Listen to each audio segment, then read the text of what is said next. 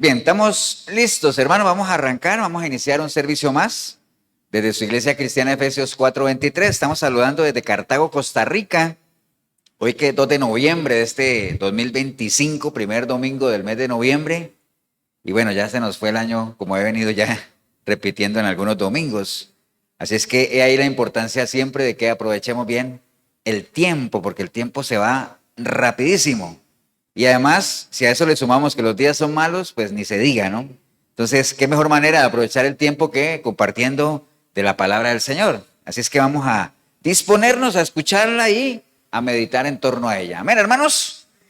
Voy a invitarlos a todos que vayamos al Salmo 83. Busquen sus Biblias, el Salmo 83, y animar a la gente ahí en el video también, que sabemos que nos acompañan en muchas partes, no solamente aquí en Costa Rica, sino fuera del país. Invitarlos, animarles a que este sea un tiempo de mucho crecimiento, de mucha edificación, ¿no? Pero depende de cada uno, ¿no? Amén, hermanos. Me regalan un amén si lo estamos ahí en el Salmo 83. ¿Qué dice el título? A ver si estamos juntos ahí. Plegaria para pedir la destrucción de los enemigos de Israel. Es un salmo que se le atribuye ¿a quién?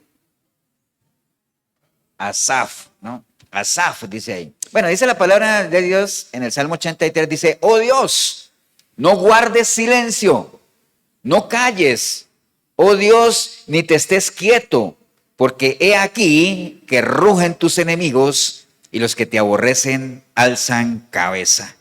Padre, te damos gracias en este día, Señor. Gracias por tu preciosa palabra, tu bendita palabra, Señor, que tenemos la oportunidad siempre de leerla, de poder hacerla nuestra, de meditarla, pero que antes de eso es importante que la entendamos, Señor, y que sepamos a ciencia cierta para qué tú la has dejado, Señor, entendiendo que es para que nosotros no solamente seamos animados, exhortados, sino para que seamos formados, Señor, para toda buena obra. Así es que te damos gracias por ella, Señor, y nos disponemos con todo nuestro ser, espíritu, alma y cuerpo a recibirla en el nombre precioso de Cristo Jesús. Amén y amén. Pueden tomar asiento, hermanos.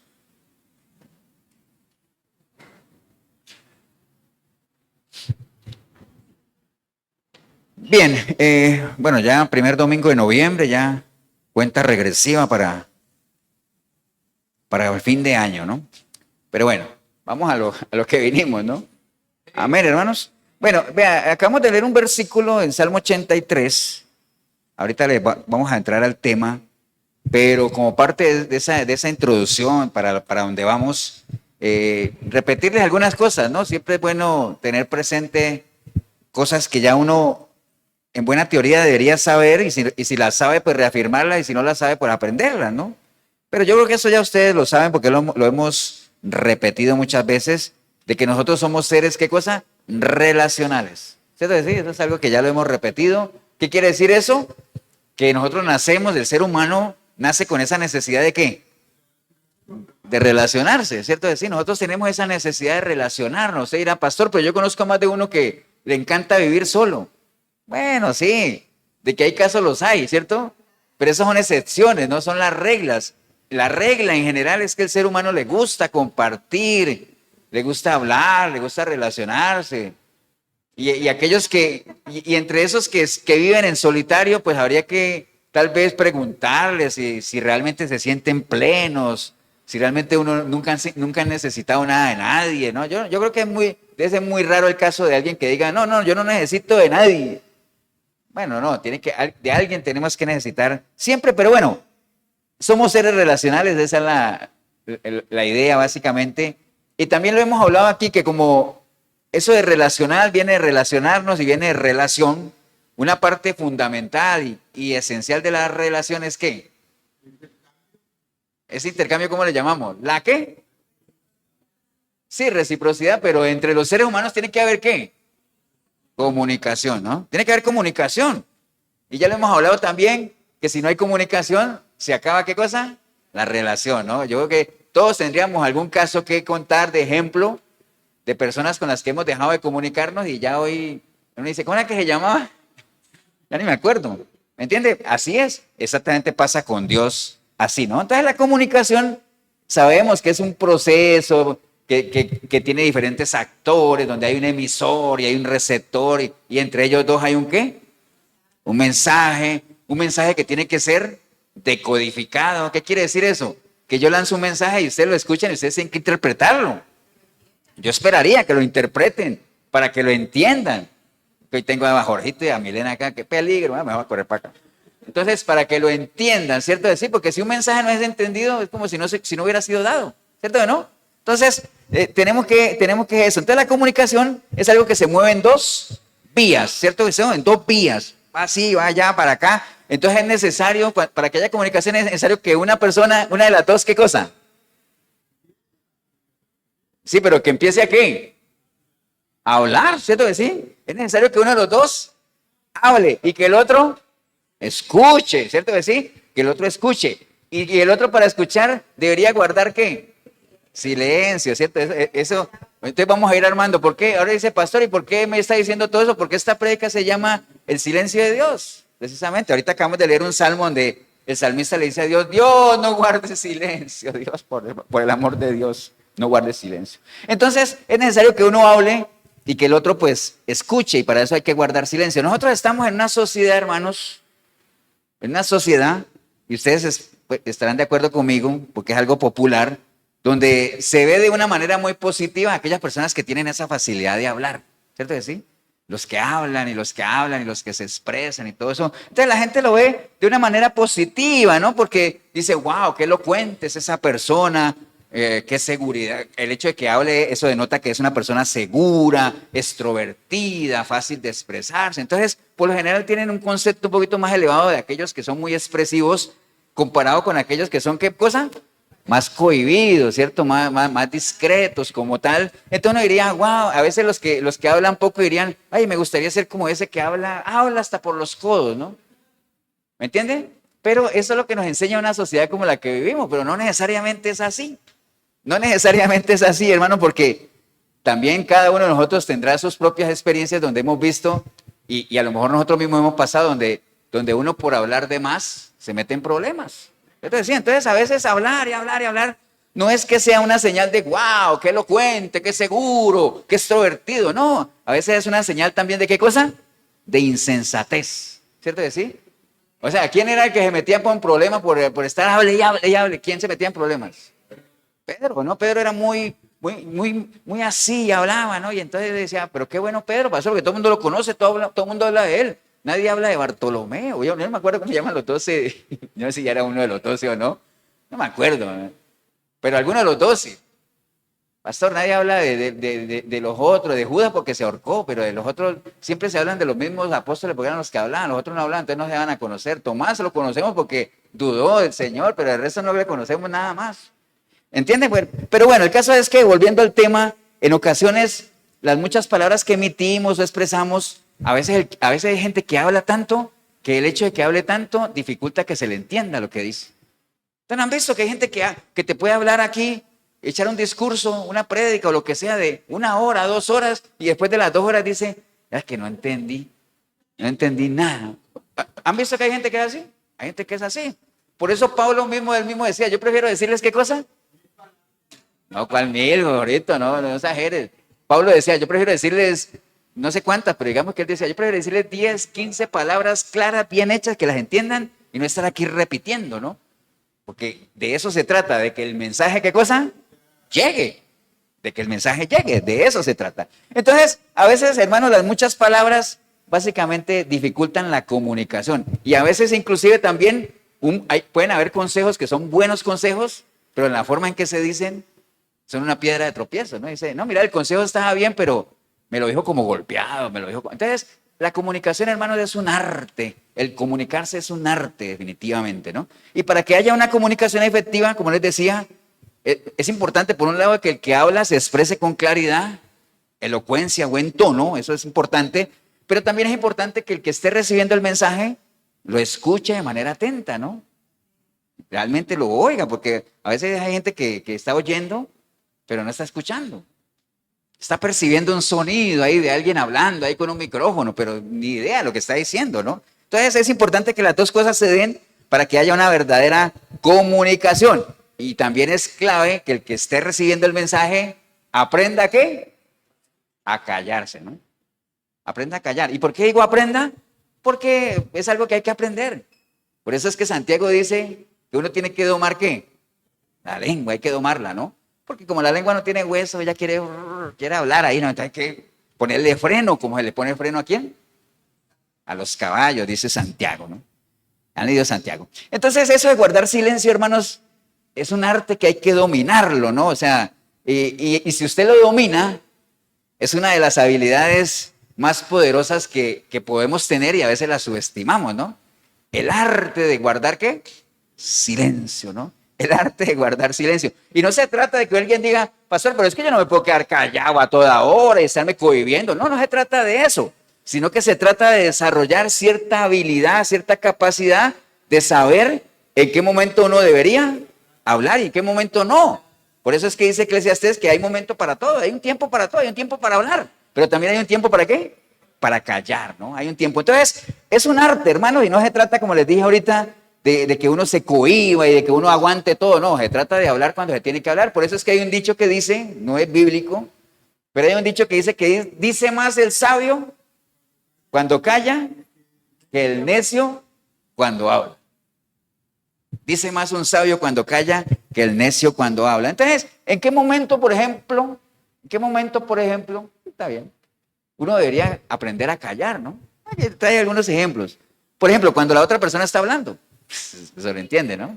Ahí hay que aprender a hablar. Aunque hay gente, uno diría, lógico, sí, pero no, hay gente que no deja hablar. ¿Han visto eso, no? O han visto que hay periodistas inclusive que estudian y están entrevistando a la otra persona y no le dejan terminar las ideas y entonces le interrumpen. Eso es una mala educación. Entonces, ¿en qué momento callar? Cuando la otra persona está hablando. Déjela que hable, escuche y después usted analiza, ¿no? Entonces, cuando la otra persona está hablando, cuando estás en presencia del dolor ajeno, también son momentos. Yo no sé si a ustedes les ha pasado que uno va a ir a dar unas condolencias y uno dice, ¿qué le digo? ¿Qué le digo a esa persona, no? Uno dice, ¿qué palabras hay como, pues sí, sentido pésame, algo? A veces un simple abrazo, un silencio, estar ahí, hacer presencia, hermanos. ¿A usted no les ha tocado ir a un velorio y usted está al lado de la persona doliente y usted simplemente está ahí, acompañando, en silencio? Entonces, ahí uno tiene que aprender a estar en silencio cuando está en presencia del dolor ajeno, cuando tú no estás seguro de los hechos. Si yo no estoy seguro de algo, ¿qué sería lo mejor que podría hacer? Guarde silencio, ¿no? Guarde silencio. Por eso el Señor dice que no juzguéis. ¿Por qué? Por apariencias, por sospechas, sino con juicio justo. O sea, si usted tiene la información, hable. Si no tiene la información, calle mejor. ¿Para qué, no? Cuando estás enojado, ¿cómo cuesta? Porque cuando uno está enojado es cuando más habla. Pero cuando uno está enojado debería uno de guardar silencio, ¿no? Porque puede decir cosas que después se va a arrepentir, ¿no? Cuando estás aprendiendo también, y usted dirá, pastor, ahí sí me confundió, ¿por qué? Porque usted nos lleva repitiendo yo no sé cuántas cosas que una de las maneras de aprender es que preguntar, ¿no? Y entonces, ¿cómo hago para aprender si no pregunto? ¿Qué tiene que hacer con hablar? Sí, usted pregunta, pero se supone que ¿en qué momento uno está aprendiendo? Cuando está escuchando ¿qué? La respuesta, ¿cierto que sí? Uno no está aprendiendo en el momento que pregunta. Uno aprende cuando al que le preguntó te respondió. Y entonces cuando el que te está respondiendo y te está hablando y estás aprendiendo, pues hay que guardar silencio, hay que recibir la información. Ahora, si lo que te están enseñando, tú no estás de acuerdo con eso, pues déjalo que termine y decir, vieras que no estoy de acuerdo con eso, por esto, esto y esto, y ya, ¿no? Esa es la comunicación, hermanos. Entonces hay que aprender ahí. Cuando alguien necesita espacio también. ¿Han visto cuando alguien, hay una situación tensa hay una situación tensa y alguien dice, vieras, quisiera estar en silencio un momento, ¿no? Quisiera meditar o quisiera estar aquí y pensar, ¿no? El asunto. Entonces, son ejemplos, hermanos, en lo natural, de cuando uno debería desarrollar esa capacidad, ¿no? Entonces, además de que guardar silencio, además del privilegio, que uno aprenda a guardar silencio, también es un derecho, ¿no?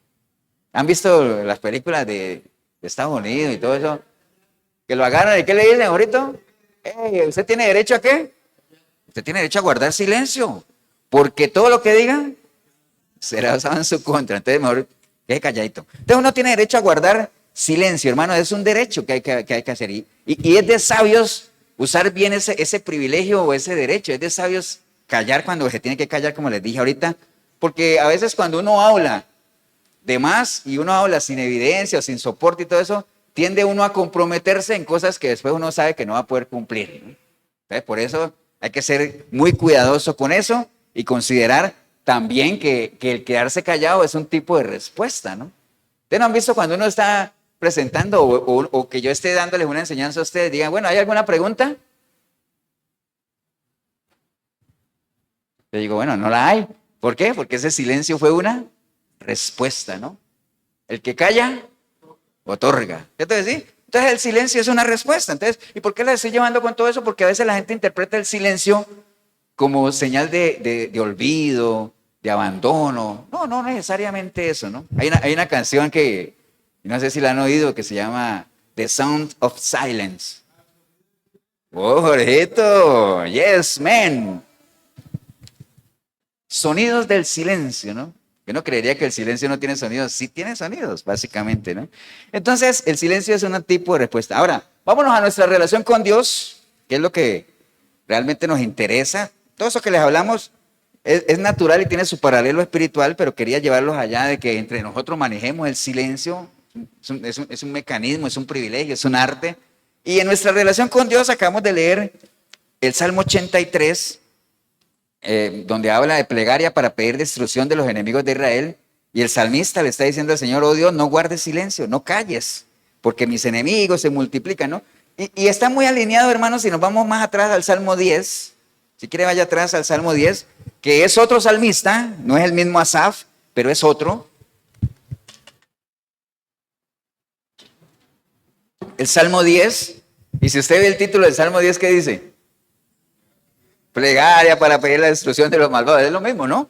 Y entonces, ¿qué está diciendo David ahí? Dice, ¿por qué estás lejos, oh Jehová? Y te escondes en el tiempo de la tribulación. Con arrogancia el malo persigue al pobre, será atrapado en los artificios que hay de dado. Es el mismo reclamo, ¿cierto? ¿Sí? Y vayamos 2 salmos más adelante en el Salmo 13. ¿Y qué dice el título? Plegaria para... ¿Cierto? Y entonces ese salmo, ya así más larguito, vamos a leer todo que dice David también. Dice, ¿hasta cuándo, Jehová, me olvidarás para siempre? Entonces, si ustedes ven, empezamos que Asaf decía, Señor, no estés en silencio, no te calles. Después dice, pero Señor, ¿por qué te has olvidado de mí? Ahora viene aquí y dice, ¿hasta cuándo, Jehová, me olvidarás? ¿Entienden? Entonces, ¿cómo se interpreta el silencio? Como olvido, como descuido, ¿no? ¿Hasta cuándo te esconderás tu rostro de mí? ¿Hasta cuándo pondré consejos en mi alma, con tristeza en mi corazón cada día? ¿Hasta cuándo será enaltecido mi enemigo sobre mí? Ahora, ¿por qué pregunta David tanto hasta cuándo? ¿Por qué creen que pregunta David tanto hasta cuándo? Sí, pero también porque David era un ser humano, ¿no? Entonces uno no podría saber hasta cuándo, porque si él supiera hasta cuándo, pues él no sabría el futuro, él no lo sabe. ¿Hasta cuándo? Es como una especie de decir, Señor, ya no aguanto más, o lo que dice Jorito, ya estoy a punto ya, ¿hasta cuándo? Pero ¿hasta cuándo, Señor? Entonces dice, mira, respóndeme, oh Jehová, Dios mío, alumbra mis ojos para que no duerma de muerte, para que no diga mi enemigo lo vencí, mis enemigos se alegrarían si yo resbalara, ¿no? Entonces hasta ahí va como el reclamo, pero después dice, después, ¿no? Como debería ser, ¿no? Dice, pues mas yo en tu misericordia he confiado, mi corazón se alegrará en tu salvación, cantaré a Jehová porque me ha hecho bien. Allá es donde uno debería llegar. Entonces, si ustedes ven, estos salmos están muy ligados y hay otros versículos más que los vamos a usar más adelante. Pero en nuestra vida cristiana, en nuestro caminar cristiano, yo creo que todos hemos pasado por ahí. No es raro realmente que el que se diga que es un verdadero creyente o que haya entregado su vida al Señor o tenga ya un caminar con el Señor, digamos que no hayamos atravesado en algunos momentos de nuestro caminar cristiano, algunos momentos en que sentimos que Dios no nos oye. ¿Cierto que sí? En que sentimos que pedimos algo a Dios, que clamamos algo a Dios y que uno diga que ¿será que Dios no me escucha? ¿O será que Dios, lo que yo estoy pidiendo, que será? Bueno, hay anhelos en nuestro corazón que nosotros en algún momento hemos sentido que Dios pareciera que no nos oye o que no está ahí. Salud, mi estimado. Entonces, y eso pues son experiencias personales, es algo que a algunos los desconcierta, algunos otros los ha sacado de los caminos del Señor, porque hay gente que viene a los pies del Señor con unas expectativas muy altas y entonces claman a Dios y nosotros, los que estamos aquí, usted en el video, yo por ejemplo, en mi caso personal, yo tengo 21 años caminando con el Señor, en 21 años puede que hayan cosas en las cuales yo diga, ¿será que el Señor no me escuchó algo? O pedí algo al Señor y no vi los resultados, pero seguí adelante, seguí. Y puede que años después yo diga, wow, cómo poco a poco aquello que yo pedí y que en algún momento pensé que se iba a solucionar, pero así, poco a poco se ha ido diluyendo hasta que ha desaparecido, ¿no? Entonces uno se da cuenta que no es cuestión de tiempo, es cuestión de proceso, es cuestión de mantenerse, es cuestión de perseverar. Hay gente que llega a los pies del Señor y a los 3 meses, como no se le ha solucionado el asunto, o llegan a los pies del Señor porque por un adulterio, por ejemplo, y entonces se meten ahí y compran 4 Biblias y se meten a 10 discipulados, pero en 3 meses, como la mujer no los ha perdonado, dice, nada, esto no vale la pena. Y entonces dejan al Señor, ¿entienden? Eso no es así, básicamente, ¿no? O sea, el Señor no funciona así. Entonces, no es raro, hermanos, que nosotros hayamos pasado por circunstancias complicadas, difíciles, donde buscamos desesperadamente algo, una señal o algo, una manifestación, lo que sea, pero a medida que vamos avanzando y vamos conociendo al Señor, nos vamos dando cuenta que Él responde de una manera diferente, ¿no? Responde con cosas totalmente diferentes, ¿no? Entonces, eso de que el Señor esté callado o que sintamos eso, nosotros, eso no es nuevo. Eso todo el tiempo se ha dado. Y cuando el Señor ha guardado silencio, no es para nada una señal ni de olvido, ni de abandono, para nada, ¿no? Ni de ausencia, no tiene nada que ver con eso. Yo les he dicho varias veces que hay una canción de Dani Berríos que dice que cuando Dios está en silencio, ¿qué pasa? Está trabajando, ¿cierto? Es porque está trabajando. Entonces, el silencio de Dios, que no es nuevo, siempre se ha dado, no es una señal ni de descuido ni de abandono, sino que algo está haciendo, ¿no? Y vamos a ver algunos casos bíblicos donde nos vamos a dar cuenta que ese silencio tenía un propósito y después de ese silencio hubo unas lecciones de aprendizaje tremendas, ¿no? Entonces, por ejemplo, algunos ejemplos, hay muchos, ¿no? Pero si yo les dijera a ustedes, pensemos en un primer gran periodo de silencio de Dios, ¿cuál sería? Bueno, puede ser, pero hay uno grande, pues, que duró añísimos. Es más, les digo cuánto duró 400 años. ¿Cuál? ¿Cuál, Miguelito? ¿Se acuerdan? ¿Ah? Cuando el pueblo estaba en Egipto, ¿se acuerdan? Primero, allá en el libro de Éxodo, si usted lo quiere buscar, el pueblo de Israel vivió 400 años en Egipto, ¿cierto que sí? Al principio la estadía en Egipto no era tan mala, era buena. Ustedes se acuerdan la historia de cómo el pueblo llegó a Egipto, ¿no? ¿Quién llegó primero? José, ¿se acuerdan? José, que fue encarcelado, fue seducido por la mujer de Potifar, él salió corriendo, huyó por su vida, después lo metieron otra vez en calabozo y como él tenía ciertas habilidades, le interpretó el sueño al faraón y entonces el faraón lo nombró, ¿qué cosa? Gobernador o por lo menos su mano derecha. Y entonces él mandó a traer la historia de los hermanos que vinieron y la copa y bueno, todo eso, ¿no? Y entonces vino el pueblo de Israel a Egipto porque tenían la protección ¿de quién? De José, ¿cierto que sí? Pero después el pueblo pasó de no vivir tan mal en Egipto a ser esclavos. Y en un periodo de esclavitud tremendo, ¿no? ¿Por qué el pueblo de Israel pasó de no vivir tan mal en Egipto a ser esclavos? ¿Por qué? ¿Alguien sabe? Bueno, sí, había un propósito, pero hay una razón concreta de por qué un pueblo que llegó a Egipto, porque ahí estaba José, o sea, como diría uno, tenían ahí, yo no sé cómo le dicen aquí en Costa Rica, en Colombia, tenían palanca ahí. Bueno, aquí le dicen así también, tenía influencias ahí, pero de un momento a otro el pueblo pasó a ser esclavo y comenzaron a someterlo y a ponerlo a trabajar. ¿Por qué? ¿Ah? Exacto. Vinieron otros faraones, porque José murió, ¿cierto? Entonces vinieron otros faraones que no conocían a quién, ni a José, ni las cosas de Dios. Y entonces cuando uno no conoce, sin que ellos fueran ticos, dirían esos faraones, porta a mí, ¿cierto que sí? Vea, pero es que esos son los descendientes de José, porta a mí. Bueno, no dice la Biblia así, ¿no? Entonces, claro, ellos no conocían, que fue muy parecido a lo que pasó con el pueblo de Israel allá en Jueces. Se levantaron generaciones que no conocían a Dios, entonces hacían lo que les parecía, ¿no? Entonces, el pueblo comenzó a vivir en un periodo de ¿qué cosa? de esclavitud, ¿cierto que sí? Y entonces, ¿cuál era la queja del pueblo hacia Dios? ¿Dios qué cosa? Nos ha abandonado. No, todavía no han salido ahorita. No, me adelante. El pueblo en Egipto decía, ¿qué cosa? Dios nos ha abandonado, ¿no? Porque hubo un silencio de Dios tremendamente ahí, ¿no? Y entonces, pero más adelante uno en Éxodo capítulo 2, uno dice, menciona la Biblia que Dios escuchó, ¿qué cosa? El clamor del pueblo, ¿cierto? Escuchó el clamor del pueblo y no era que no estuviera pendiente de lo que pasaba, sino que pues estaba preparando, digámoslo, el camino para liberar al pueblo. Y todos sabemos la historia de cómo lo hizo. ¿Por medio de quién? ¿Por medio de quién? De Moisés, ¿cierto? Sí, por medio de Moisés. Entonces, ahí se dio un silencio de Dios muy largo, 400 años, donde el pueblo pensaba que Dios los había abandonado, pero Dios no los había abandonado. Dios, pues simplemente son procesos o cosas que tienen que pasar, ¿no? Enseñanzas habían ahí. O sea, el pueblo de Israel no era, y después en el desierto se comprobó que no era pues tampoco que era un pueblo súper pegado a Dios y fiel a Dios, porque ya cuando salieron como diría uno, cuando se les soltó un poquito la rienda, sacaron el cobre, ¿no? Y entonces comenzaron a exigir cosas que cuando estaban acá se sometían y todo eso, pero cuando se les dio un poquito de libertad ya comenzaron a exigir y a sacar pecho y a decir ¿qué? ¿Me entiendes? Porque así es la gente, ¿no? Entonces, en Egipto, un periodo de ahí. Otro ejemplo de silencio de Dios que podíamos tener, que lo vimos el martes pasado en el discipulado, el asunto de Job, la historia de Job, ¿no? Yo no sé si ustedes han leído el libro de Job todos, pero saben que el libro de Job es un libro que se caracteriza por mostrar, digamos, lo que es el padecimiento de una persona justa, digámoslo así, ¿no?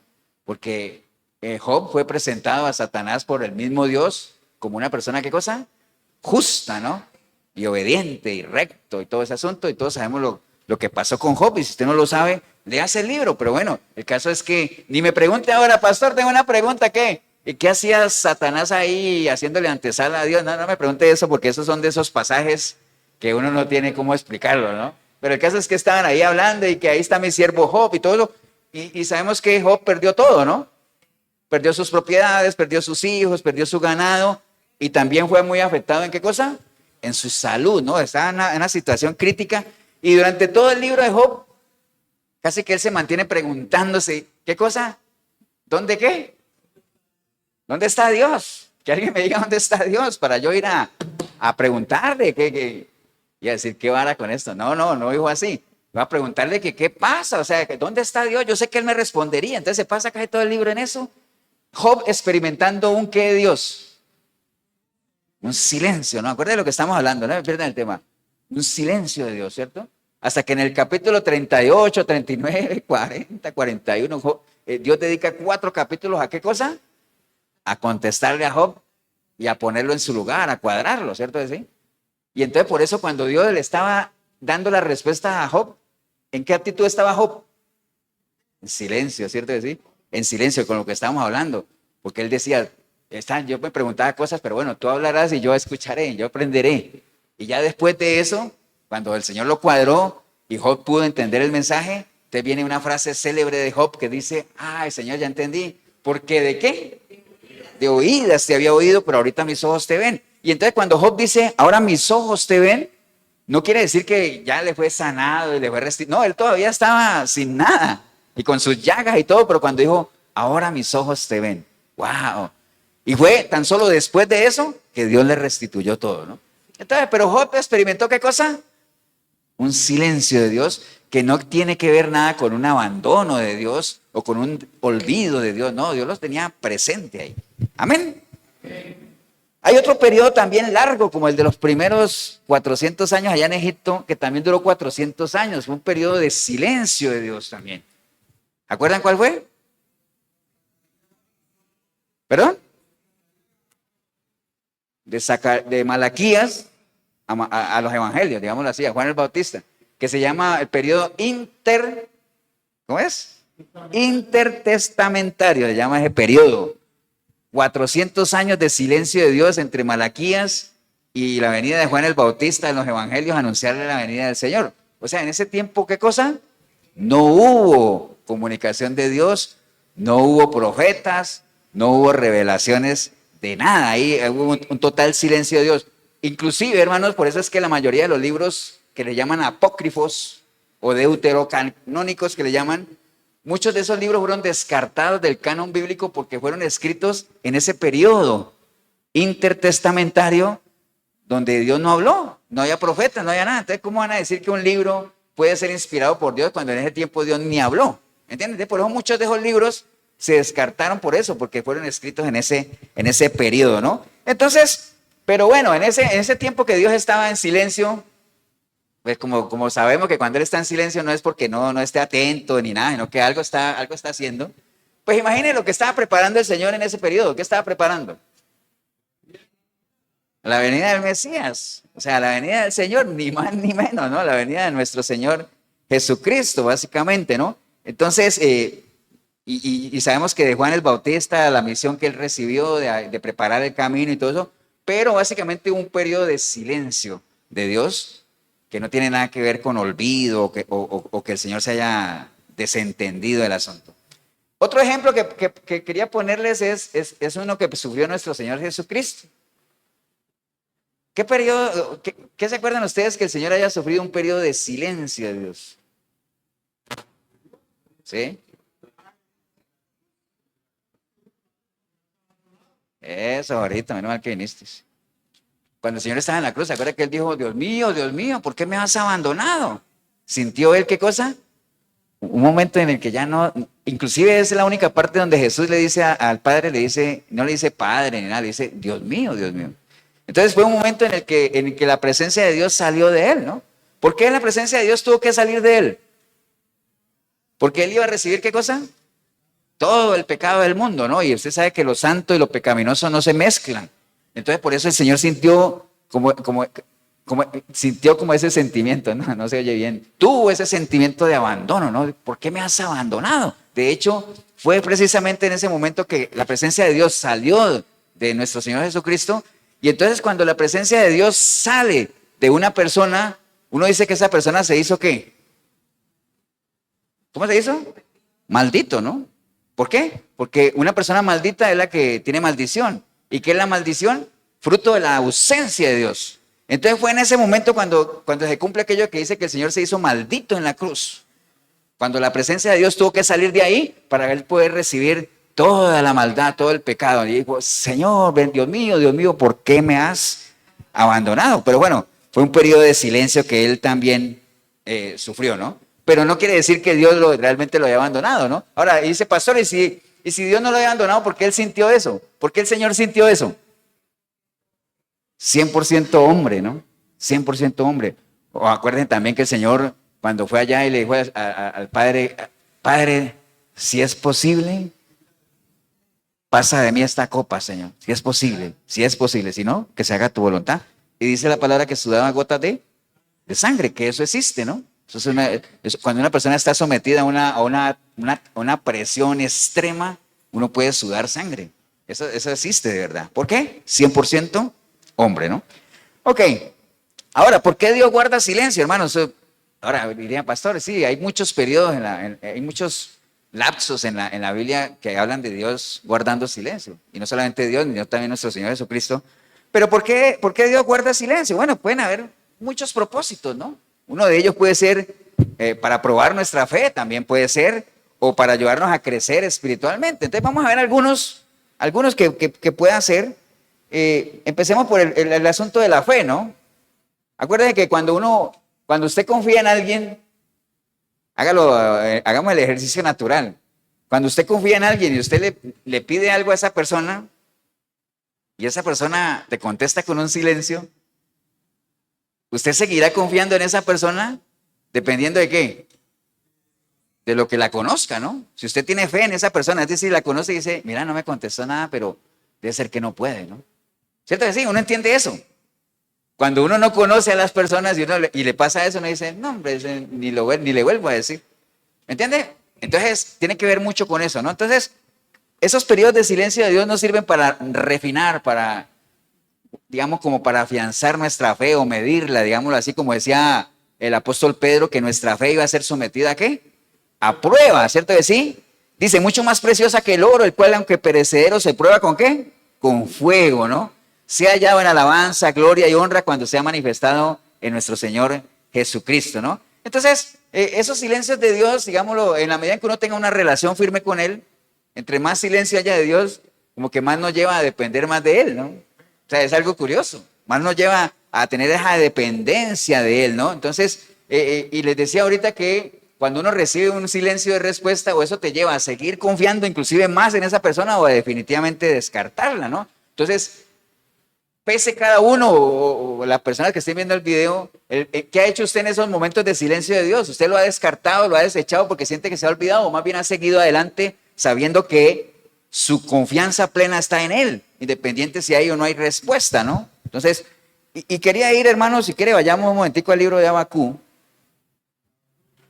El libro de Abacú, que hay un ejemplo para eso que estamos hablando, ¿no?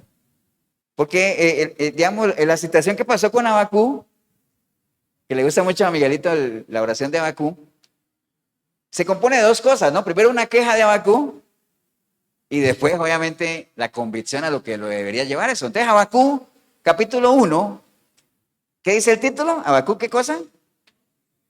Se queja de la injusticia, ¿cierto? Entonces, Abacú dice, la profecía que vio el profeta Abacú, dice la palabra, ¿no?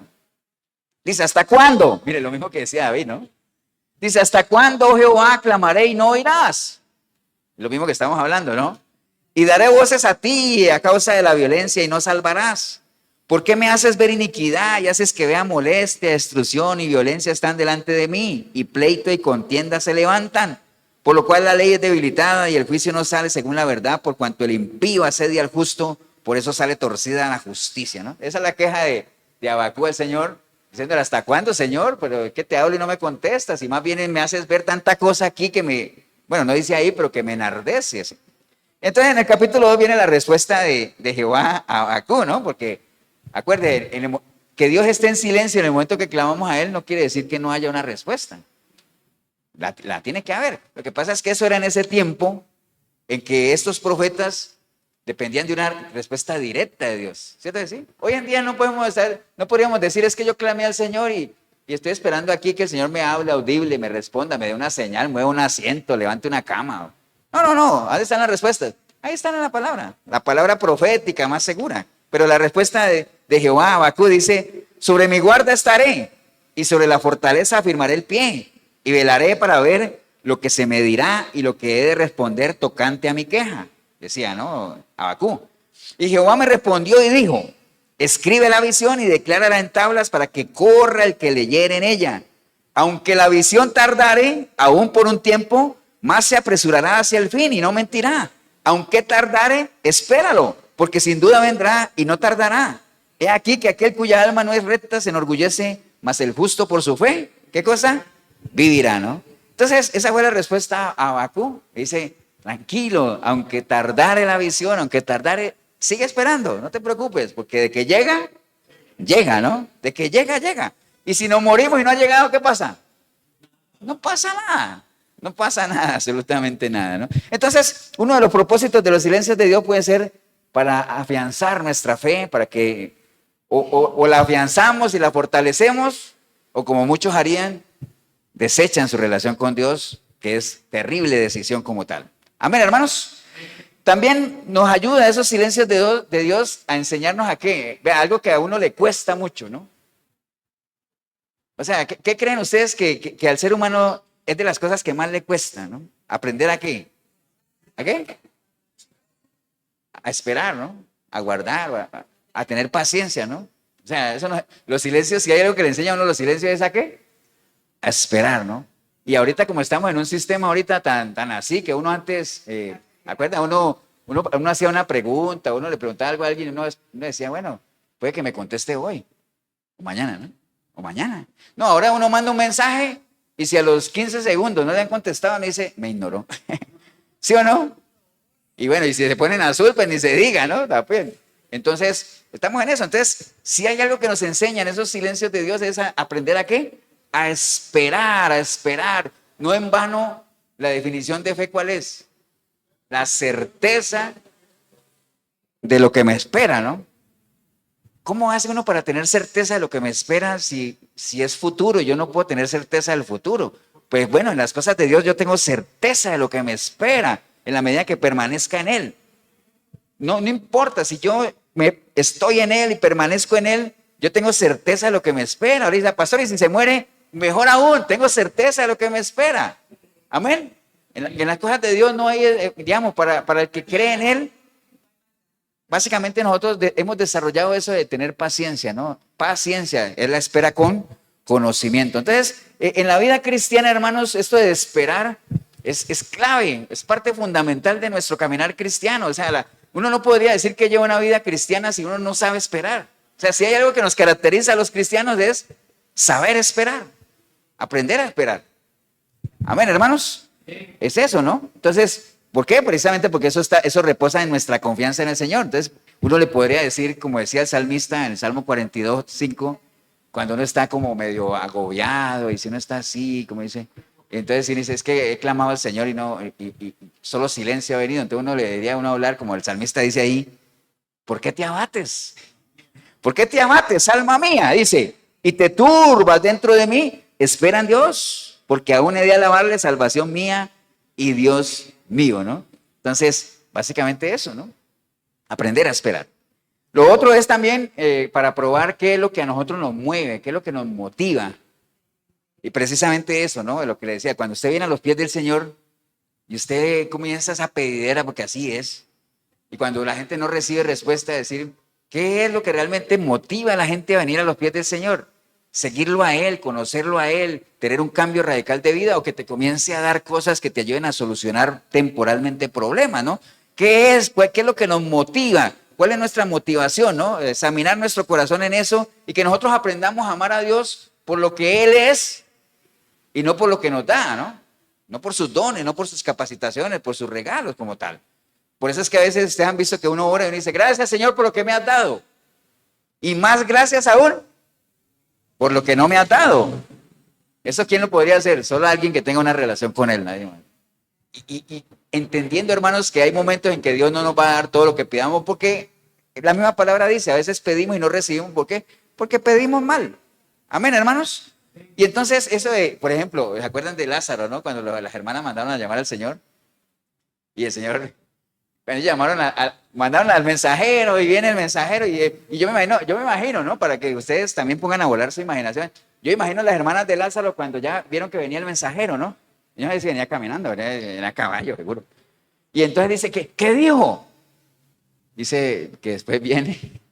Wow, entonces ¿qué dirían? Wow, pero, o sea, nos ignoró, nos olvidó. Bueno, es lo que uno pensaría, ¿no? Y por eso cuando él llegó, lo primero que hicieron fue hacerle ¿qué?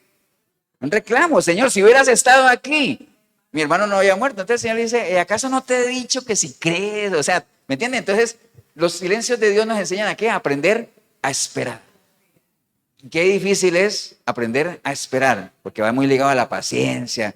Y acuérdate que esperar en momentos difíciles, ¿no? Porque la paciencia no se desarrolla esperando en un jacuzzi, ahí, en un sauna, ahí, estoy esperando que se demore lo que quiera, porque yo estoy aquí esperando. No.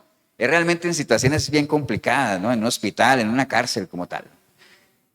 Entonces, probar nuestra motivación básicamente es cómo respondemos, realmente qué es lo que nos motiva. Acuérdense que varias veces yo les he instado a que uno en la vida tiene que saber por qué hace las cosas, ¿no? ¿Qué es lo que a uno lo mueve, ¿no?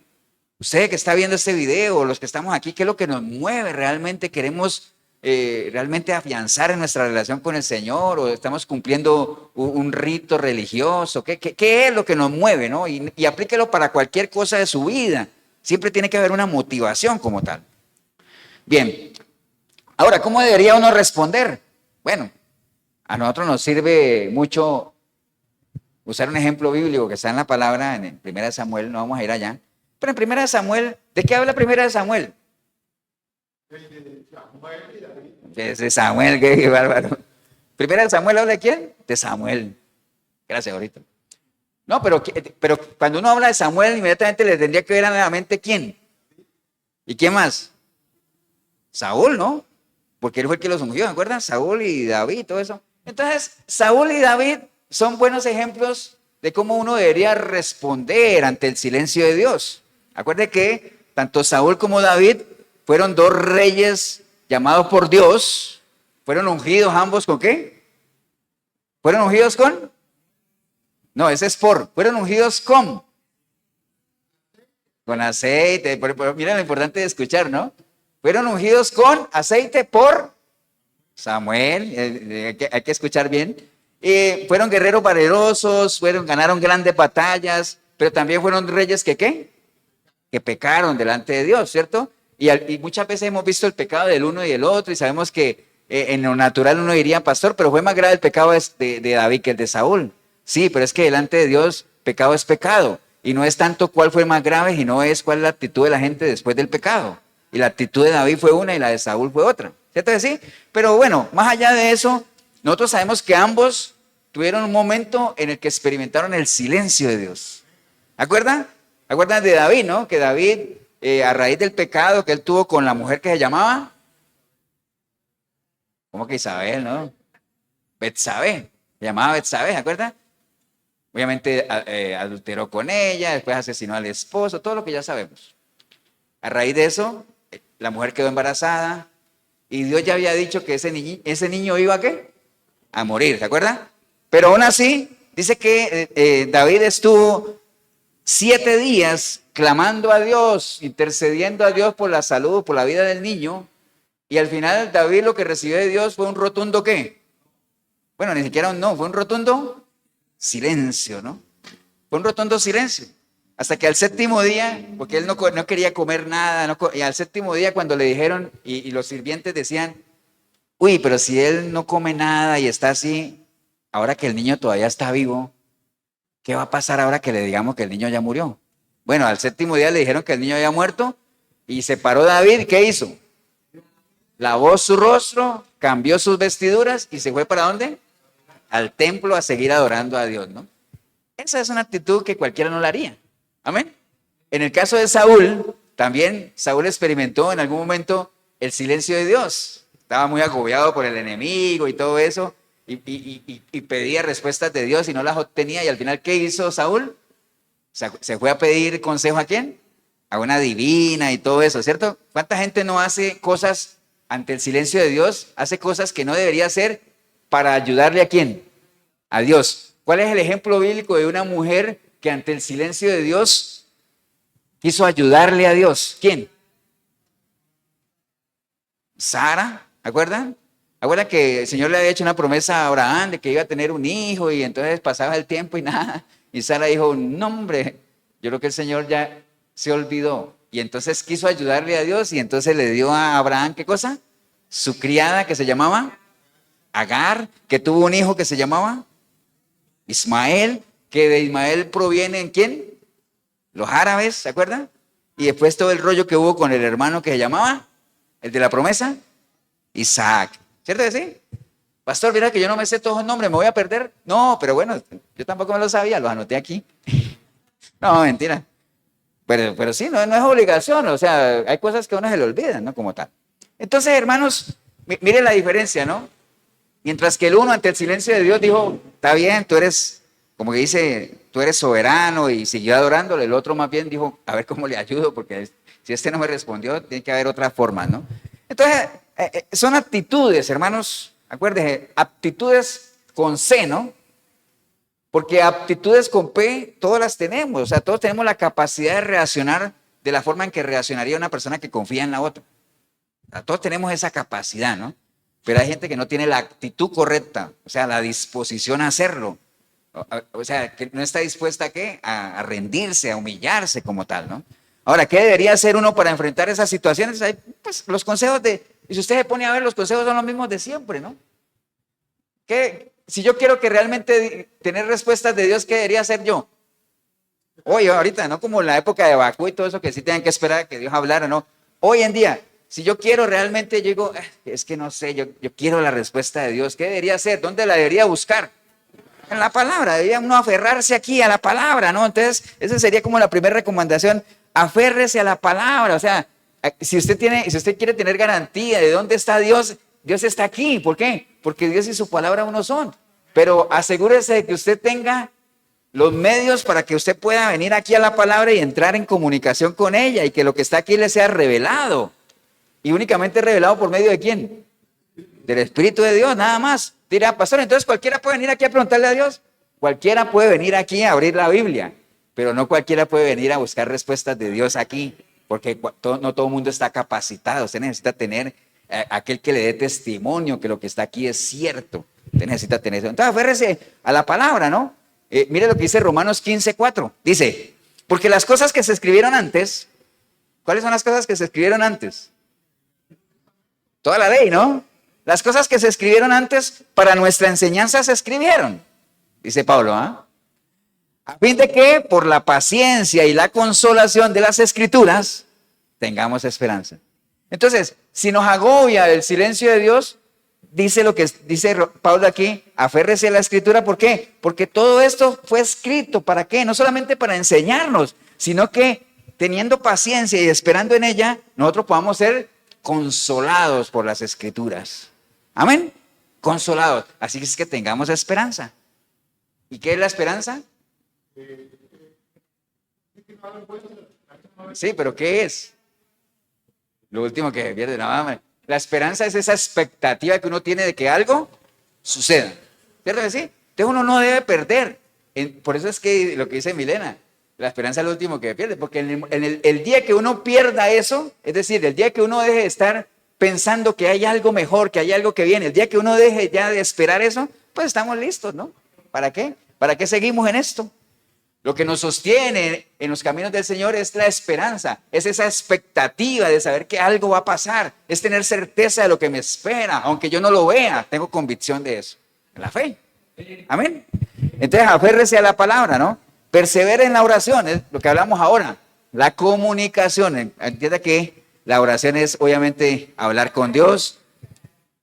Son tips para que le sirvan, ¿no? Algo que sirve también mucho es nunca olvidemos, acuérdate de no olvidarte, que decía el Señor en Deuteronomio, ¿no?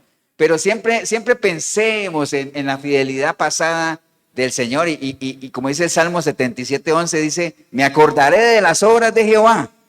Sí, haré yo memoria de tus maravillas antiguas. Dice que si uno pone a hacer un recuento de las cosas que realmente el Señor ha hecho por uno o nos ha dado, pues uno no terminaría de contarlas. Entonces, cuando es que es lo mismo que pasa, ¿no? Es por ejemplo, Jorgito. Suponga que Jorgito siempre me ayuda, digamos. Un ejemplo, ¿ah? Oiga, amén, Jorgito. Que Jorgito es una persona que siempre me ayuda, siempre, ¿no? Y entonces yo vengo y le pido un favor a Jorgito y resulta que el hombre, silencio total. Entonces, para yo no desconfiar de él y no perder mi confianza en él, me sirve mucho acordarme de las bendiciones pasadas, ¿no? Es decir, seguro no puede porque él siempre me ha ayudado. Ahora, eso lo haría uno solo con alguien que uno conoce y tiene plena fe. Hay mucha gente que no lo hace. ¿Por qué? Porque usted ayuda a la gente 1000 veces, pero la 1001 no puedes y ya uno es el malo del paseo. ¿Me entiende? Ya ese es el peor. Y dice que es cristiano. ¿Me entiende? Así no, le ha pasado a uno. Pero entonces, qué bueno es recordar siempre la fidelidad pasada, saber que Dios siempre ha sido fiel, siempre. Y siempre nos ha ayudado y no podemos olvidar ninguno de sus beneficios. Dice por ahí un salmo, ¿cierto que sí? Nos ha librado de todo. Que tal vez ahora estemos pidiendo algo que uno anhelaría. Dios, ayúdame y haya silencio, pero no quiere decir que Dios no esté pendiente ni nada de eso, sino que cuando el Señor muchas veces está en silencio, puede ser que venga algo mejor o puede ser que no venga nada, o puede ser que no estemos preparados para eso, o puede ser que estemos pidiendo mal. Bueno, tantas razones que pueden haber. Pero el silencio de Dios no podríamos interpretarlo como que ya se olvidó de mí, me abandonó como tal, ¿no? Entonces, básicamente eso, perseveren en la oración, recuerden la fidelidad pasada. Algo que también sirve, hermanos, es buscar, digamos, como acuerparnos o buscar el acuerpamiento de la comunidad, de la congregación como tal, el congregarnos. Es algo que sirve también mucho, porque puede ser que yo... Vea, ahorita al principio cuando estábamos allá atrás, está conversando con un hermano y uno se pone a ver a la gente que va llegando, ¿cierto? Y estábamos comentando, decir, uno va viendo las familias que van llegando, las personas que van llegando, y uno dice, cada persona tiene su propia historia, ¿no? Cada persona tiene su propia motivación, cada persona lo trae un motivo diferente, cada persona tiene su propio pleito familiar o no, o bueno. Por eso es que han escuchado ustedes esa frase que dice que cada cabeza es un mundo, cada cabeza es un mundo. Cuando hablamos de mundo no quiere decir, uy, qué pervertido, no. Cada cabeza es un mundo, hay cantidad, infinidad de cosas en la cabeza de cada uno y cada uno lo mueve en cosas diferentes, pero nos sirve venir aquí, como le decía yo al hermano, porque si hay algo que le sirve a uno cuando uno se congrega es ver las necesidades de la gente y que uno sepa que hay gente que está peor que uno, en situaciones más difíciles. Y eso dice, wow, y cómo Dios, y a pesar de eso, cómo Dios los sostiene y cómo esas personas mantienen agarradas de Dios. Y uno dice, wow, qué ejemplo, ¿no? Y entonces eso le sirve a uno también para uno reafianzar su propia fe. Entonces buscar la comunidad, hermano, de momentos difíciles a uno le ayuda a hablar con la gente, escuchar testimonios, saber que Dios está atento de todos sus hijos, porque esa es una de las capacidades grandes de Dios, el poder estar con todos a la vez. ¿Cómo se llama ese atributo de Dios? ¿Omni qué? Bueno, puede ser omnipotencia, que ese gorrito que todo lo puede, sí, pero que está con todos a la vez. Y así como está con nosotros aquí, está en la iglesia allá. Omnipresencia, ¿no? Que solo Dios lo tiene, omnipresencia, omnipotencia y omnisciencia, todo lo sabe. Que son los tres únicos atributos que Dios no nos comparte. De resto, todos nos hace copartícipes de su naturaleza, pero solo esos tres nosotros no podemos ni ser omnipresentes, ni ser omnipotentes, ni ser omniscientes. Esos tres no. Amén, hermanos. Entonces buscar la comunidad y bueno, obviamente rendir nuestros planes a los pies del Señor, o sea, que nuestras prioridades dependan de las prioridades del Señor. Todos tenemos anhelos, sueños, planes y eso está bien, pero ellos tienen que ser rendidos a la voluntad del Señor básicamente, ¿no? Por eso Proverbios 3:5 dice, fíate de Jehová de todo tu corazón y no te apoyes en tu propia prudencia, reconócelo en todos tus caminos y Él enderezará tus veredas, ¿no? Entonces, hermanos, vean, van a darle más larga al asunto. Esto es el silencio de Dios que estamos hablando, que ya sabemos, ya usted lo entendió, que no es nada nuevo, es algo que siempre se ha dado, en algunos periodos mucho más largos, en otros no tan largos, pero no era una señal de olvido, de abandono de Dios, sino básicamente son periodos que Dios utiliza no solamente para afianzar nuestra fe, para enseñarnos a esperar, para darnos alguna enseñanza, para pulirnos, para tantas cosas que nos pueden servir, pero si usted tiene una relación con Dios, usted va a tener certeza realmente de que no siempre el Señor puede salir corriendo, pues a resolvernos los problemas que nosotros tengamos. El Señor le dijo a Jeremías, clama a mí, y yo te responderé. Entonces usted diría, pastor, pero entonces, si el Señor le dijo a Jeremías, clama a mí, yo te responderé, entonces, ¿por qué usted dice que yo puedo clamar a Dios y puede que Él no me responda? Es que, acuérdese que el Señor le dijo a Jeremías, clama a mí, yo te responderé y te enseñaré grandes cosas que tú no conoces. ¿Dónde estaba Jeremías? No, pero ¿dónde estaba? ¿En qué lugar estaba Jeremías? Estaba preso, estaba en la cárcel, ¿cierto que sí? Entonces, si el Señor le dice, clama a mí, yo te responderé, ¿qué creen ustedes que es la primera respuesta que Jeremías quisiera o cualquier mortal en una cárcel quisiera haber recibido? ¡Wow! ¡Sal de ahí! ¡Libre! No, Jeremías siguió en la cárcel. Ahora, el Señor sí le enseñó grandes cosas a Jeremías, pero ahí en la cárcel. Y entonces a él aprendió que eso no se trata de que Dios salga corriendo a resolvernos nuestros problemas y deje lo que esté haciendo, no. Porque el Señor obra a su tiempo y a su voluntad y los tiempos de Dios son perfectos. Nosotros somos los que tenemos que aprender ¿a qué? A interpretar los tiempos de Dios. Entonces, hermanos, la clave de todo eso, básicamente, apoyándome en lo que les dije ahorita, que uno tiene que aprender a interpretar el silencio de una persona. Y dependiendo de lo que usted conozca de esa persona, pues ese silencio te va a llevar a seguir confiando en ella o inclusive a confiar más o a alejarte de ella. Depende de lo que usted conozca de la persona. Eso lo tenemos claro, ¿cierto? En el caso de Dios, pues obviamente la clave de todo eso es que nosotros, a pesar de si nos responde, no nos responde, si nos da lo que anhelamos en nuestro corazón, que también hay que tener mucho cuidado de lo que uno anhela y pide en su corazón, porque acuérdate que el pueblo de Israel en algún momento en tono de reclamo, le reclamó a Dios de que estaban cansados de comer, ¿qué cosa? Maná. Y entonces ellos querían comer, ¿qué? Carne. Es que queremos carne, porque ¿a dónde les daban carne? En Egipto. Es que allá nos daban carne y comíamos de... No, ¿cuál puerco ahorita? Comíamos de la Biblia, ¿qué dice? Comíamos de... Que dice que allá comíamos espárragos y comíamos de balde, ¿se acuerdan? Comíamos de balde. ¿Qué quiere decir de balde? No era que comían en un balde, no. Comíamos, nos daban de todo, hasta saciarnos. Entonces no queremos maná, queremos carne. Y entonces el Señor, ¿qué les dio? codorniz y les digo, bueno, ahí, ¿quieren carne? Ahí tienen esas codornices. Además, van a comer hasta que se les salgan por los ojos y vomiten y que no sé qué. ¿Por qué? Porque a veces uno tiene que tener cuidado con lo que pide también. Y no ser malagradecido con el sustento que Dios nos da, ¿no? ¿Me entiende? A veces hay que tener mucho cuidado con eso. Entonces la clave en esto, ya para ir cerrando, hermanos, es que nosotros mantengamos intacta nuestra fe con el Señor, nuestra confianza en Él. No haya nada que la altere como tal. Eso solamente se podrá lograr en la medida en que usted tenga un caminar con Él, un pleno conocimiento de Él, ¿no? Ahora usted dirá, pastor, ¿y cómo se conoce una persona que confía en Dios? Bueno, hay muchos, como dice, ¿cómo le dice a eso? Muchas señales, ¿no? Acuérdense que siempre les pongo el ejemplo de los muertos, ¿no? ¿Cómo se sabe que una persona está muerta? Porque no tiene signos, ¿qué?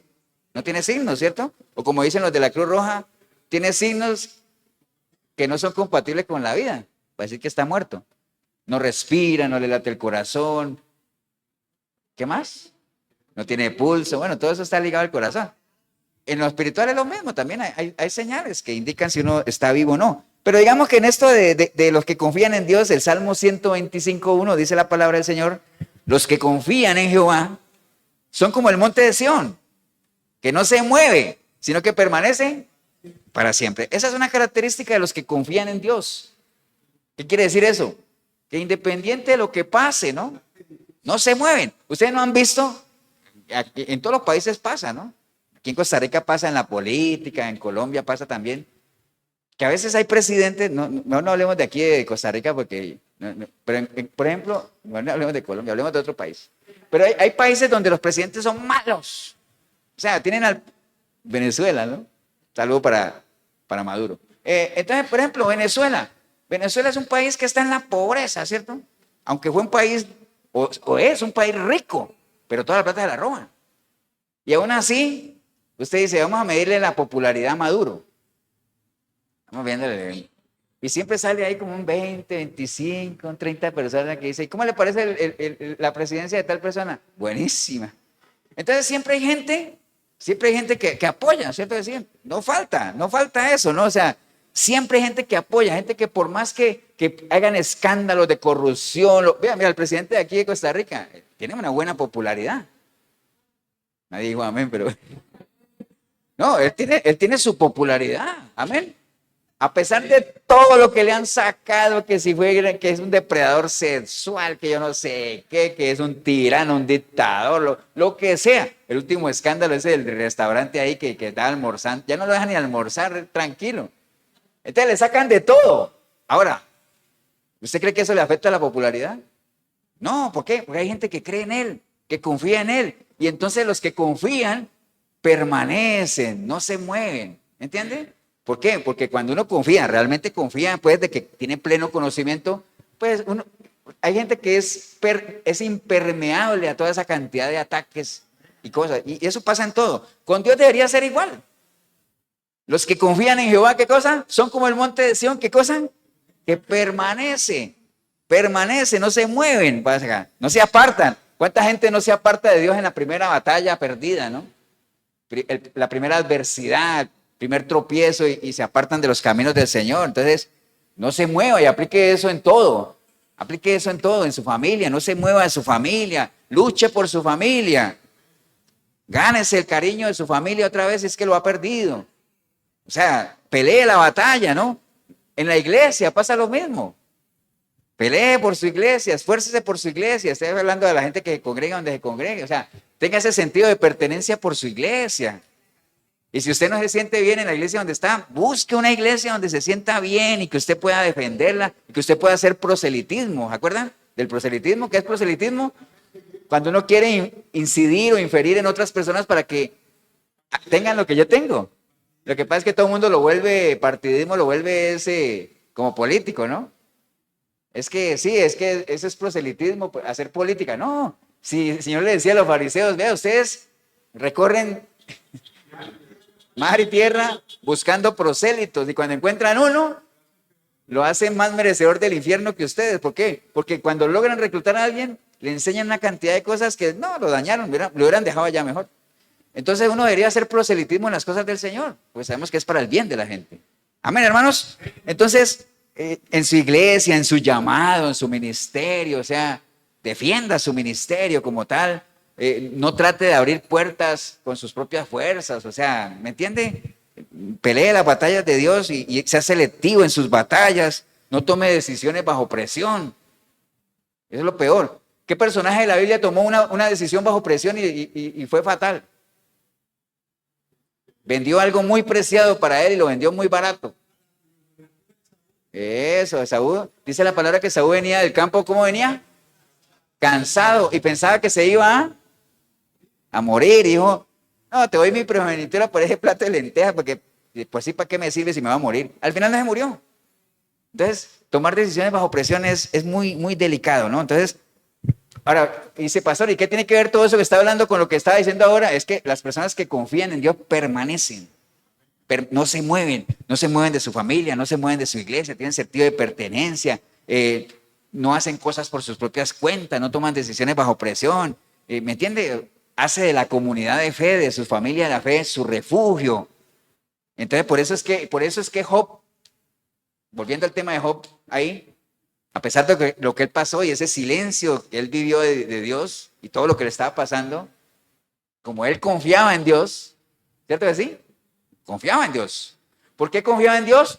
Porque el mismo Dios lo presentó ahí, dijo, mira mi siervo Job, una persona justa y Dios no va a presentar a alguien así si realmente Dios no estuviera seguro, que a Dios nadie lo va a engañar, ¿no? Qué caché que Dios lo presente a uno así. Entonces, Job, a pesar de que le estaban pasando cosas que él no entendía, que no sabía porque había un silencio, acuérdate que el silencio, si hay algo que el silencio le genera a uno es incertidumbre, duda, pero cuando uno está bien plantado, uno mantiene su fe firme. Job decía así, he aquí que aunque él me matare, ¿qué pasa? En él esperaré. No obstante, defenderé delante de él mis caminos. ¿Entienden? Mire lo que está diciendo él. A pesar de todo lo que le estaba pasando, dice, no importa, si me mate, yo seguiré esperando. Y mientras siga esperando, voy a defender mis caminos, voy a defender mi convicción, voy a defender mis principios, como le decía Pablo a Timoteo, defiende tu vocación, o sea, aquello que has decidido hacer, tienes que defenderlo. Amén, hermanos. Además recuerden, a 1:7 dice que Jehová es bueno, fortaleza en el día de la angustia y conoce a los que en él confían, ¿no? Y Salmo 5:11 dice, pero alégrense en todos los que en ti confían, den voces de júbilo para siempre, porque tú los defiendes. En ti se regocijen los que aman tu nombre, porque tú, oh Jehová, bendecirás al justo, como con un escudo lo rodearás de ¿qué cosa? De tu favor. Bien, hermanos.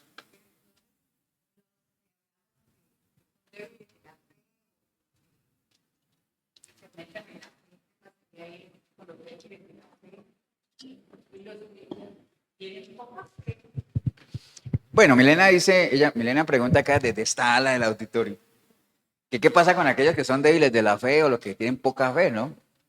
Pues es lo que estamos hablando ahorita, ¿no? De que el hecho de que uno se permanezca firme y todo eso depende mucho del nivel de fe que uno tenga. ¿Cierto que sí? Los que tienen poca fe y los que tienen débil de la fe están en el mismo costal. Porque una persona débil de la fe, ¿qué es? Cuando uno dice es que esa persona tiene pocas fuerzas o esa persona está débil de fuerzas, es lo mismo, ¿no? ¿Cierto que sí? La misma vaina, a la larga ninguno de los dos se alimenta. Entonces, esas personas que no tienen una fe fortalecida, cualquier cosa los saca, ¿sí? Pasa en lo natural, lo que les dije ahorita. Si yo no conozco a una persona, le pido un favor y no me lo hace, créame que yo no le vuelvo a pedir un favor. ¿Por qué? Porque no la conozco. Entonces digo, probablemente así es. Pero cuando uno la conoce, uno está ahí, ¿no? Entonces las personas que son débiles de la fe, que inclusive algo que caracteriza al débil de la fe es que anda buscando cualquier cosita para irse, para salirse. Cualquier cosita, está esperando cualquier cosa. Es que, como un señor que vino una vez, ¿se acuerdan? Digo, es que no volví a la iglesia. Y dice, ¿por qué? Porque es que no me gusta que el pastor use saco y corbata. Así, eso es cierto. Porque pareciera que quiere marcar una distancia entre él y la grey. No, mentiras, entre él y la iglesia. No, eso no se trata de eso. Pero hay gente que utiliza esas cosas para irse. ¿Me entiende? Entonces el débil de la fe anda buscando ahí cualquier cosita para irse, ¿no? Y entonces cuando esa cualquier cosita es un silencio de Dios, pues ni se diga, ¿no? ¿De qué me sirve? Entonces ahí es donde vienen comentarios como aquellos que dicen, Yo estaba mejor cuando estaba allá en el mundo. O por lo menos no tenía tantos problemas. O por lo menos no me mantenía tan falto de plata como ahora. O por lo menos tenía más amigos cuando estaba allá. Al mejor estilo del pueblo que quería estar en Egipto, ¿no? Pasa eso, ¿no? Porque no saben manejar un silencio de Dios. Y entonces no creen, inclusive les cuesta aceptar que en la palabra están las respuestas. ¿Para qué ando buscando yo que Dios me hable o que Dios me hable audible o que algún pastor me diga lo que yo quiero escuchar? Yo no necesito que nadie me diga lo que yo quiero escuchar. Yo necesito escuchar lo que Dios dice. Amén. Entonces, pasa eso, ¿no? Pasa generalmente eso, ¿no? Entonces, bueno, lo que les iba a decir ahorita, antes de ser interrumpido. No, es que por ejemplo cuando hay un silencio de Dios, generalmente eso genera en uno duda. ¿Ustedes se acuerdan cuando Dios llamó a Gedeón? ¿Acuerdan que Gedeón estaba ahí recogiendo trigo, escondido, porque ¿quiénes eran los que los perseguían?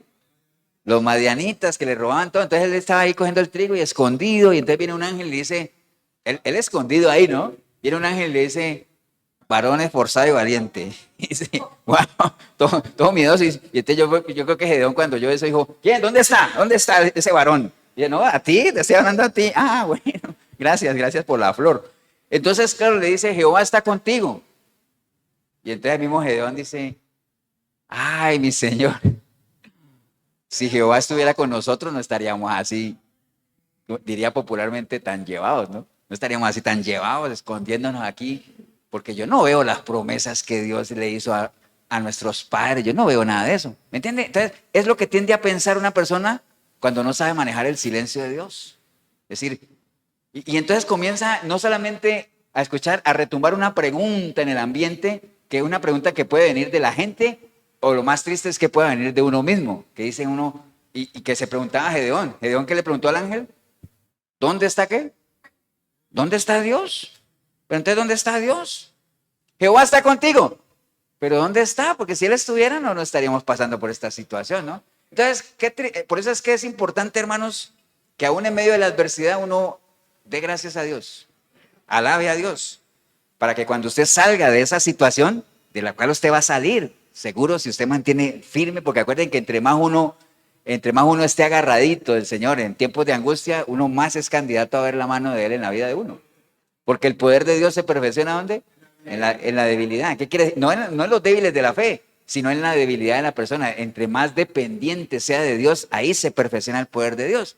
Y entonces cuando uno salga de esa situación y la gente vea que uno salió, wow, se cumpla en uno lo que decían aquellos en ese salmo del pueblo de Israel, ¿cierto? Que acuerda que el pueblo de Israel decía, cuando el Señor nos saque de aquí, seremos como los que cantan, los que sueñan y todo eso, que podían habérselo evitado. Y entonces dirán las naciones, grandes cosas ha hecho Dios con esta gente, ¿no? Entonces que la gente puede decir con uno, wow, qué grande es Dios que saliste de esa situación en la que estaban. Todos tenemos situaciones que uno diría, de esta no salgo, ¿no? Wow, y uno ve cómo sale, ¿no?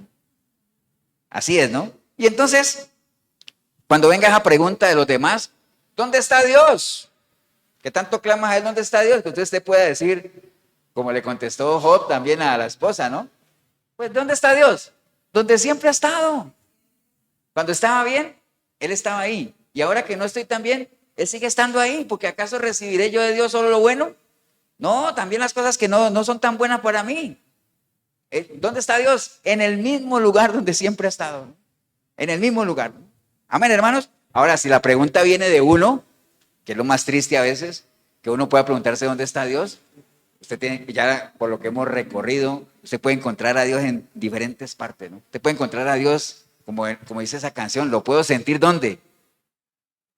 ¿Cómo dice la canción? Dios está aquí, tan cierto como el aire que respiro.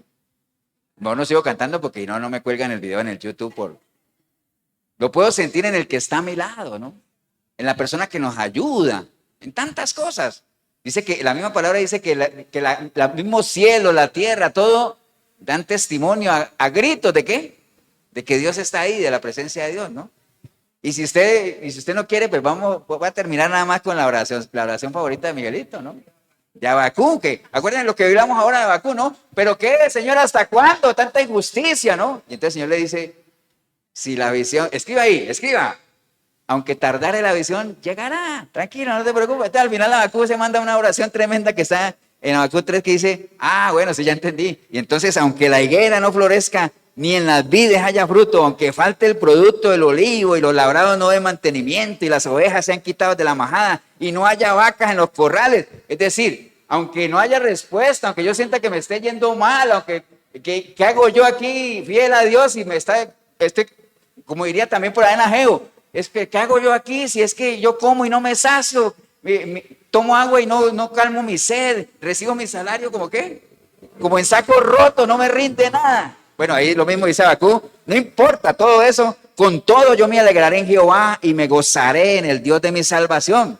Jehová es mi fortaleza, el cual hace mis pies como de siervas y en mis alturas, ¿qué pasa? Me hace andar. Amén.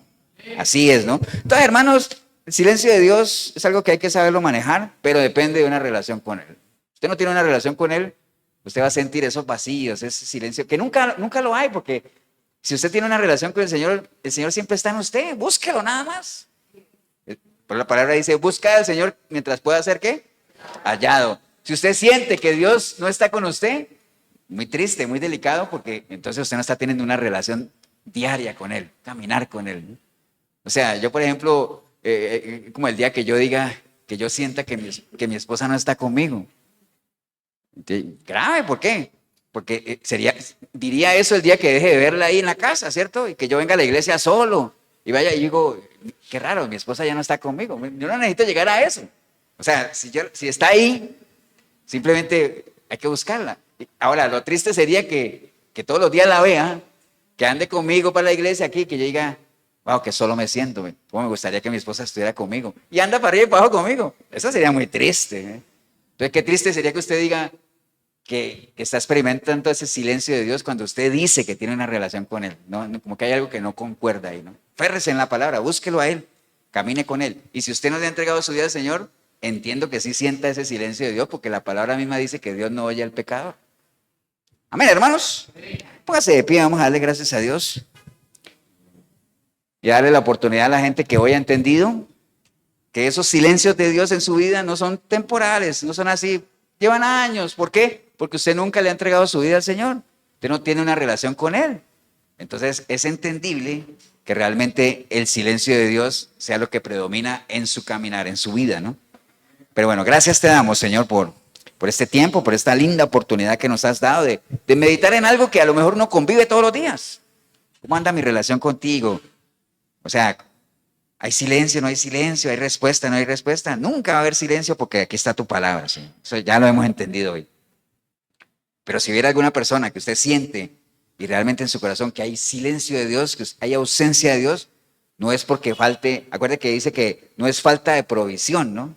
No es falta de provisión, es falta de revelación por falta de relación.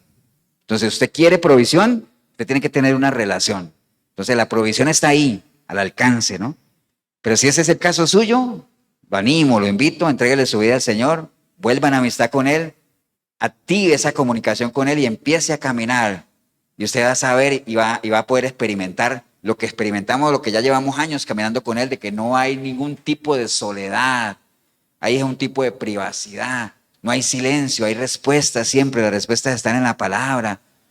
Y si hay cosas que en nuestro sentir humano, carnal o natural pedimos y Dios no responde porque sabemos, después meditamos y decimos, wow, ¿cómo le voy a pedir yo eso a Dios si yo sé que Dios no trabaja así, no hace parte de su naturaleza? Y entonces más bien uno termina pidiéndole perdón a Dios. Pero si ese es el caso suyo, ahí donde está, dígale, Señor Jesús, en este día escuché tu palabra, Señor, y hoy me ha quedado clarísimo, clarísimo, que no es que tú te hayas olvidado de la humanidad, de la gente, que tú no atiendas el clamor. Somos nosotros algunas personas que hemos decidido darte la espalda, olvidarnos de ti, caminar alejados de ti. Y ahí es donde se hace realidad aquello de que tus caminos no son nuestros caminos, Señor, porque vivimos apartados en pecado, Señor. Pero no más, no más. Hoy, arrepentido, arrepentida, como nunca antes, clamo a ti, Señor, para que tu preciosa sangre me limpie de todo pecado, Señor, y tu Santo Espíritu pueda venir a mí y hacer de mí una nueva criatura, y que a partir de hoy yo pueda buscarte a través de tu palabra, Señor, porque quiero conocerte, quiero caminar contigo, quiero amarte, quiero servirte, Señor. Quiero ser un testimonio vivo de que hay poder en ti para transformar vidas, Señor. Bendigo yo el momento que decidí venir a este lugar, Señor, o ver este video, porque vine o empecé a verlo sin ti, pero ahorita te recibo como mi único y suficiente Salvador. Te doy gracias en el nombre precioso de Cristo Jesús. Amén y amén. Damos un aplauso, hermanos, así.